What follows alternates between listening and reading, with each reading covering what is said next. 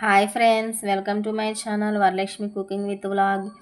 ఇవైతే పప్పు అరుసు ఉండలండి. ఈ పప్పు అరుసు ఉండలు అయితే చాలా టేస్ట్గా అయితే ఉంటాయండి. చేసుకోవడం కూడా చాలా ఈజీ. ఇప్పుడైతే మీకైతే ఇవి ఎలా చేసుకోవాలో ప్రాసెస్ అయితే చూపిస్తాను. ప్రాసెస్లోకి అయితే వెళ్ళిపోవచ్చు. పప్పునైతే ముందుగా అయితే శుభ్రంగా కడుక్కొని వాటర్ అయితే వేసుకొని అయితే ఇలా అయితే ముద్దపప్పు లాగా అయితే ఉడకబెట్టుకోవాలి. ఇది కొంచెం ఉడికిన తర్వాత అయితే దీనిలోకి అయితే నెయ్యినైతే వేస్తున్నాను. నెయ్యి వేసిన తర్వాత కొంచెం సాల్ట్ని కూడా వేసుకుంటున్నాను. ఇవి రెండు వేసి అయితే ఇంకా కొంచెం మెత్తగా అయితే ఉడికించుకోవాలి. ఇలాగ ఇది బాగా మెత్తగా ఉడికించుకున్న తర్వాత అయితే మనమైతే దీనిలో అరిసెలు అయితే వేసుకుంటాము.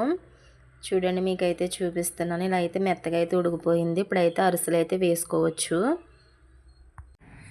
అరిసెలు అయితే తీసుకున్నానండి.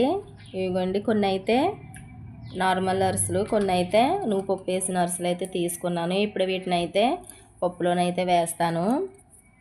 పప్పు కూడా మనకైతే రెడీ అయిపోయింది, ఉడికిపోయింది. ఇప్పుడు వీటన్నిటిని అయితే ముక్కలుగా చేసుకుని ఈ పప్పులోనైతే కలిపేసుకోవాలి. ఇవిగోండి, ఇప్పుడైతే అరిసెలు ముక్కలు చేశాను కదా, వీటిని అయితే పప్పులో అయితే ఇలా అయితే వేసేసుకోవాలి. మొత్తం ముక్కలన్నిటిని అయితే దీనిలో అయితే వేసేసుకుంటున్నాను. ఇప్పుడైతే వీటిని ఇందులో వేసేసాను కదా పప్పులోను, వీటిని అయితే పప్పులో మునిగేలాగా ఇలా అయితే కలుపుకోవాలి. ఇదైతే టేస్ట్ అయితే చాలా బాగుంటుందండి. ఇది వరకైతే పాతకాలంలో ఎక్కువగా అయితే తినేవాళ్ళు పెద్దవాళ్ళు. అరిసెలు వండుకుంటే మాత్రం ఇలాగ పప్పు అరిసెలు అయితే కలుపుకుని అయితే ఎక్కువగా తినేవారు.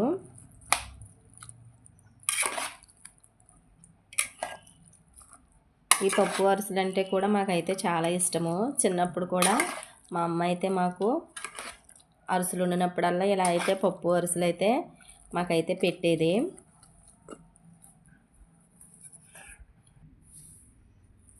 ఇదిగోండి, ఇదైతే ఇలా అయితే పప్పు అరిసెలు కలిపేసుకున్న తర్వాత ఇలా అయితే లడ్డూలు అయితే చుట్టుకుని పిల్లలకి ఇస్తే చాలా ఇష్టంగా అయితే తింటారు.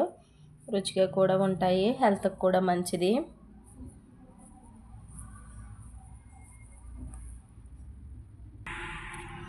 ఇలా అయితే మొత్తం లడ్డూలు అయితే చుట్టేసుకున్నాను.